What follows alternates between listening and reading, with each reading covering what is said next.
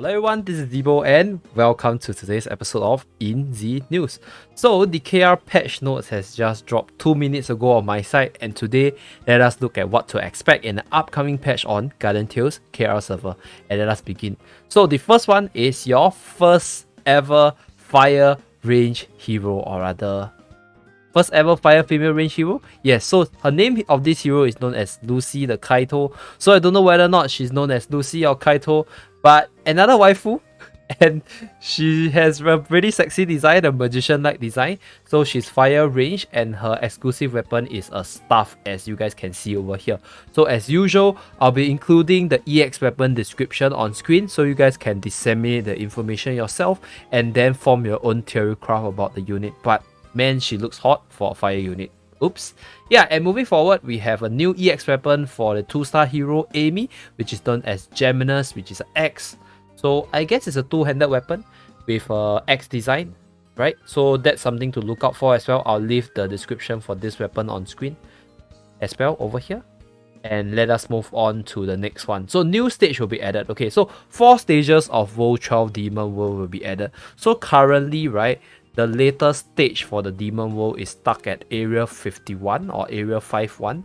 So I can't really access it. So basically more stages to cover on the stream, as well as more videos to come out for World 12. And there'll be new floating comic special, okay? And a ton of buff over here. So let us go through the buff together. We have Idol Eva, Soundwave final attack has been improved so that if only one of the 3 projectiles is hit, the damage is similar to that of all hits. Actually, I think that's pretty massive. So how does Eva's weapon skill work right now, right, is that when she unleashes her wave attack, there's actually 3 phase to it, right? So you need to be hit by all 3 phases to get the max damage.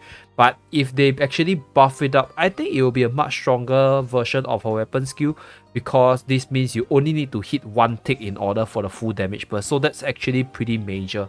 I'm not very sure how much that will affect the weapon skill chain percentage, but I think Eva's weapon skill chain percentage is already very high, so I don't think that's going to affect it that much. So we shall see when it's officially released, because I do have an Eva on my Only Night account.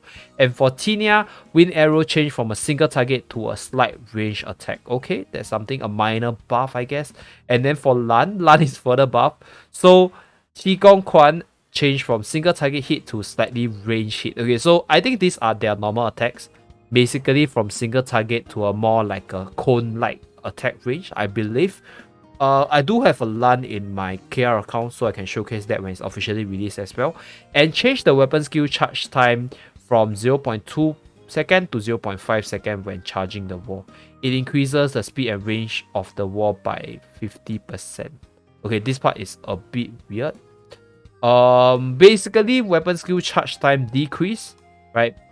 Faster charge time when charging the wall. So I'm not very sure what this charging the wall means. Is it when the weapon skill is rushing towards the wall, right? And by buffing the skill by 50% and increasing the range by 50%, that's actually pretty huge, to be really honest. So I think Vroktim, who is a LAN main, will be really happy with this, and I'm pretty sure that many other LAN mains out there will be happy with this change as well.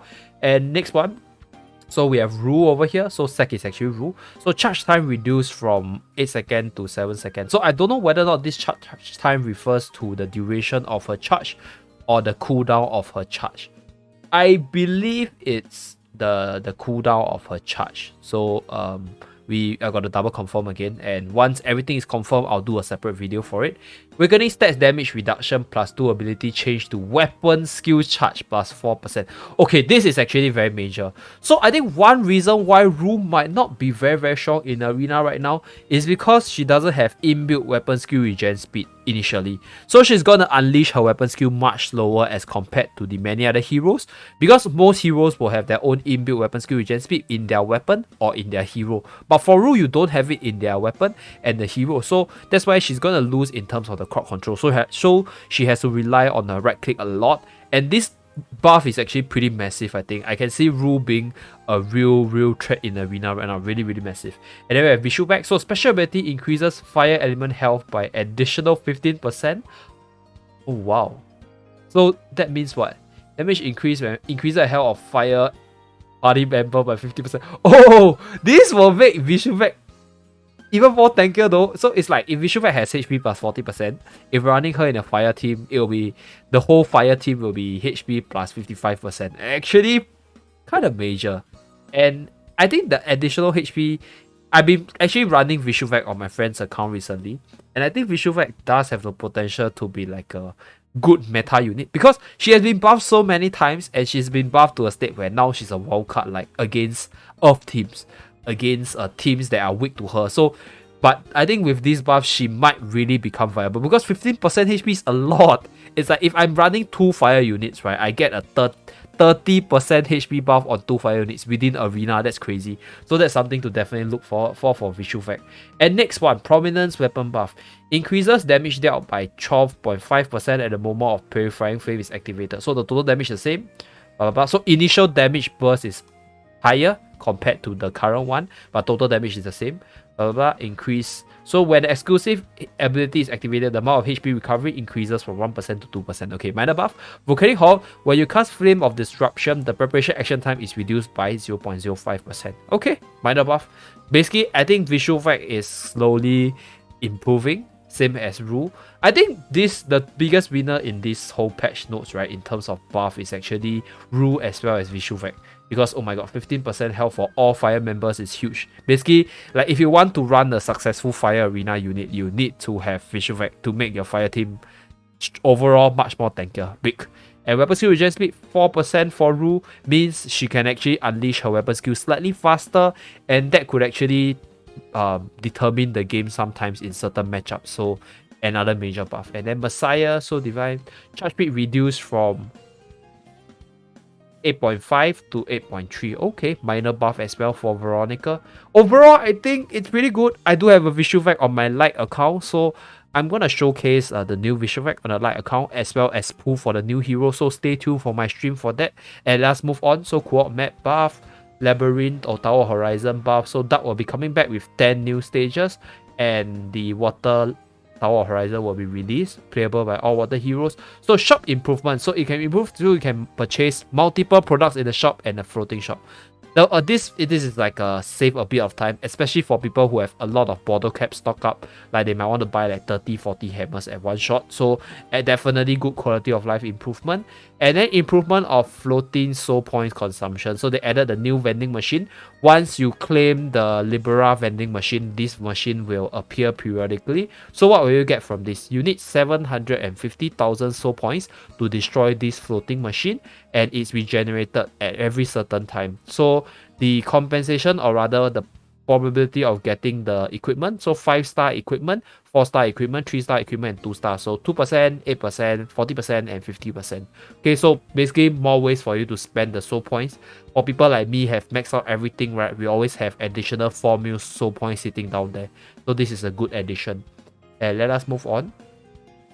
Floating goods. Okay. So social media follower cycle adjusted 6 to 14 hours. Maximum storage size each good increased from 6 to 12 hours.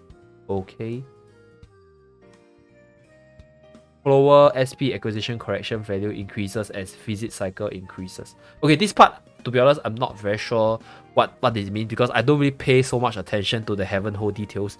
But I guess it just means that you roughly get the same number of followers, or the returns of the soul points from the followers is roughly the same, because they increase the time where the followers will actually come by the Zeppelin, but they increase the SP acquisition value when the visit cycle increases. So I guess the overall should be roughly the same.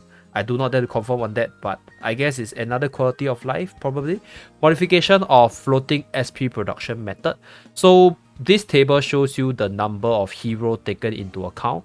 So currently we have a max of 55 hero. The new one will give you a max of 60 hero when you have in at level 8 onwards. So more soul points acquisition overall in order for you to purchase your mysterious vending machine after the Libera purchase. And hero filter function, quality of life improvement, guild information UI improvement, so include total guild rate ranking and accumulated damage for all seasons. Oh, actually that's something for people who are competitive to take note of. And we have Scarecrow battle record, and you have also improvement made to check the status of the number of other guilds. Okay, pretty cool. And that's that. Okay, all this quality of life, other improvement, Camazon land improvement. Let's see whether there's anything that's major over here.